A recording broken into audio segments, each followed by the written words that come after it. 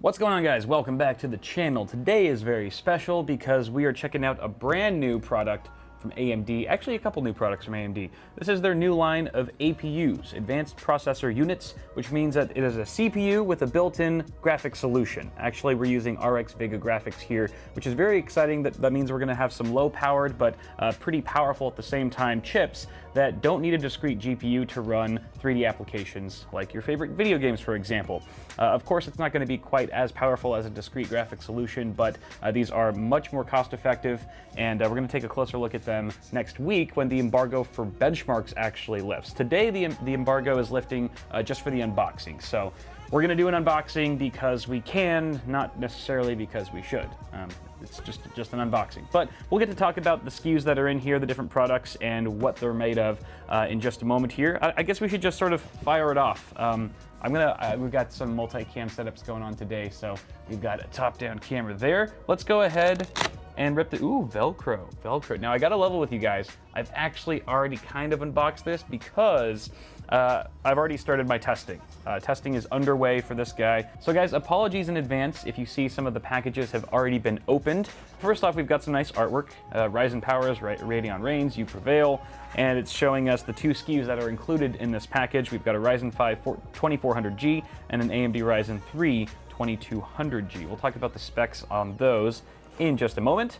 This is again showing you that we've got Ryzen, so we've got a Zen architecture here, 14 nanometer FinFET process with Vega Graphics built right in. Now this is not to be mistaken for Ryzen 2nd generation. These are still Ryzen 1st gen chips. However, we are getting some nice features that aren't found on 1st gen Ryzen that launched last year. So for starters, this is what we've got, and let's start with this. This is a motherboard, a gigabyte motherboard actually. I'm going to move this aside. This is the AB350N gaming Wi-Fi. Let's take a look at the board really quick. You know, I mean, they made an effort to package it in here. Let's take a look. Clearly, I've already unboxed this. This is actually the board that I used for my testing for the benchmark video you see next week. It will be featuring this board, and it's a lovely board. Lovely little mini ITX guy. It's black and red, so hopefully that's a color scheme that you're into. We've got a Wi-Fi module. It does have Wi-Fi, which I think is very important for most mini ITX boards. There's an M.2 slot on the back, which I do appreciate. So, I mean, really, you can get a pretty darn small case to fit everything inside here with that M.2 slot and having the graphics solution built right onto the chip. You could actually have a pretty tiny little system, whether it be an HTPC or a light-powered gaming rig. Does have a full 8-pin CPU connector. That's good. Looks like you might be able to do some decent overclocking here. Looks like we've got 1, 2, 3, 4, 5, 6 MOSFETs. There's a little heatsink over that, and 4 SATA ports, 4 SATA 6G ports. Little light on the fan connectors. We've got 1, 2 fan headers. Where's the second one? Second fan header right there. Could have used a couple more fan headers there, but what can you do? Rear I/O, again, we got the Wi-Fi, which is lovely, and 6 USB 3.0 ports. No Type-C or anything like that. No Type-C on the main board either. 2 DIMM slots and a full-size by 16 PCIe slot. So you can use these CPUs in tandem with a discrete GPU if you want to, and we'll talk a little bit about the possibilities there later on. But very nice motherboard. But moving on here, we have a lot more to unbox. Secondly, memory.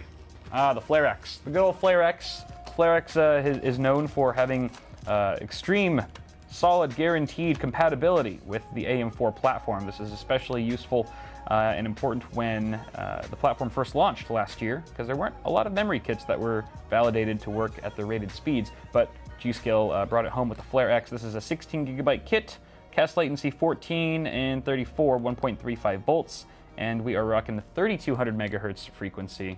That is lovely, lovely. I actually, memory is not cheap these days, so I'm glad sometimes the manufacturers include it with their packages. And then we have a USB stick.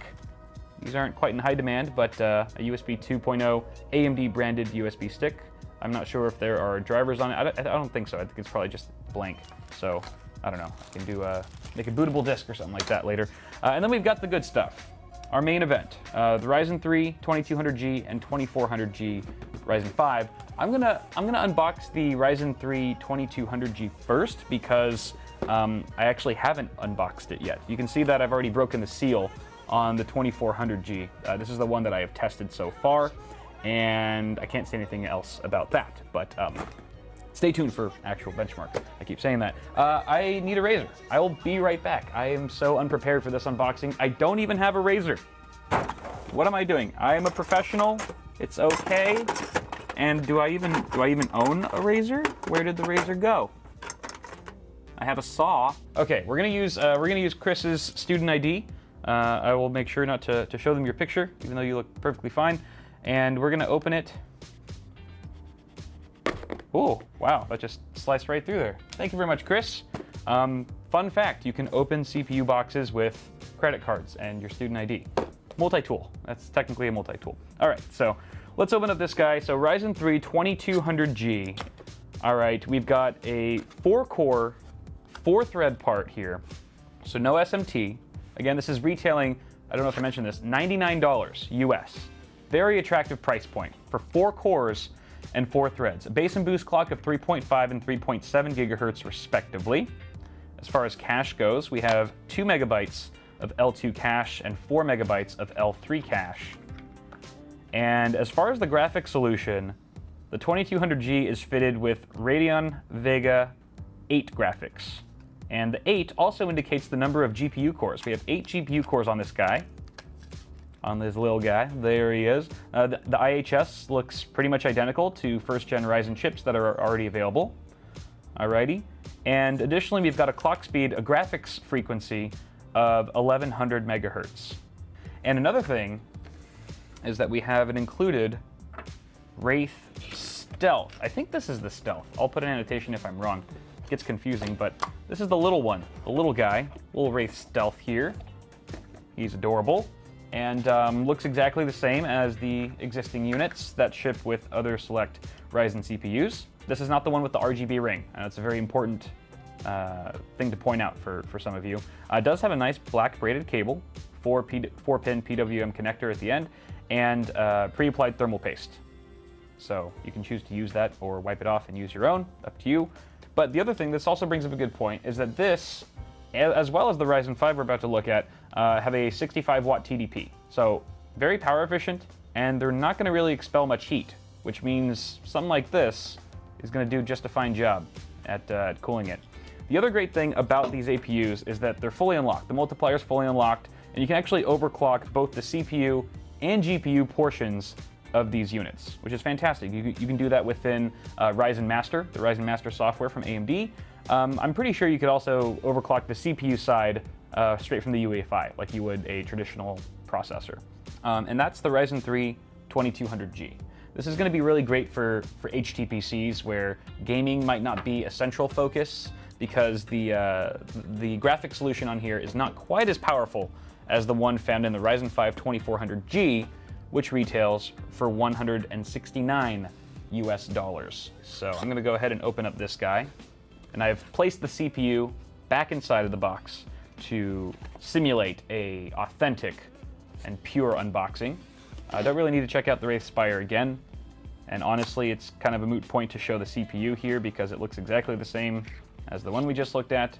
But let's talk about this one. What do you get for $70 more over the Ryzen 3 2200G? Well, for starters, you still have the same 4 cores, but now we've got SMT. So we're getting 8 threads, which means this is going to do a finer job at multi-threaded tasks, perhaps games that can leverage multiple cores, and maybe a bit of light encoding as well. So 4 cores, 8 threads, higher clock speeds out of the box as well, with a base and boost clock of 3.6 and 3.9 gigahertz respectively. And we've also got, again, 65 watt TDP. The graphic solution is probably the thing that's going to sell a lot of people on this as well, is that we're moving up from 8 to 11 GPU cores. So this is using Vega 11 graphics. And with that, you also get a higher clock speed on the graphics core at 1250 megahertz. And again, these are overclockable figures, guys. We can push this even further. AMD was showing us some pretty impressive numbers at their press event a few weeks back during CES. And that's it. That's the chip. I mean, you know, pairing that with a board like the one we have here, you can have a pretty compact little system. They didn't say we couldn't mount the CPU into the socket. The embargo does not specify that CPU mounting was illegal. So guys, finally, for the very first time, we're going to be able to start using the video outputs on these AM4 motherboards. All of us reviewers kind of already knew that AMD was going to release APUs for this platform, because when the AM4 boards first launched, we saw, you know, HDMI and DisplayPort outs, and since there's no integrated graphics solution on the first gen Ryzen chips that launched last year, we all kind of figured, okay, they've clearly got some plans to make some APUs, and here they are, finally ready for launch. It'll be interesting come review day to see just how capable these processors are. First off, for starters, I really want to see the difference in graphical performance between the Ryzen 3 and Ryzen 5 chips here. And secondly, with GPU prices so high right now, people are going to consider buying these as a temporary stopgap for gaming purposes, mostly, I would imagine, until GPU prices come back down. But are these things going to be able to handle any sort of gaming experience at an adequate and enjoyable level in the first place? You guys will just have to wait for my review and many others coming soon. And yeah, very exciting stuff. I love APUs. I love small form factor mini ITX builds, as most of you guys know. So rest assured, we will be doing some major testing with these, some overclocking with these, and definitely some builds as well. So stay tuned for all that, guys. That's going to pretty much wrap it up. That's all I can really say. AMD will cut me off there. So guys, if you enjoyed this video, toss me a like on it. I do appreciate it, and it does help me a lot. Let me know what you think of these APUs in the comments below, what your expectations are, what you think of the price points. Again, $99 and $169 for the Ryzen 3 and 5 chips, respectively. And that is pretty much a wrap for now, guys. So thank you very much for watching. Have a good one, and I'll see you guys in the next video.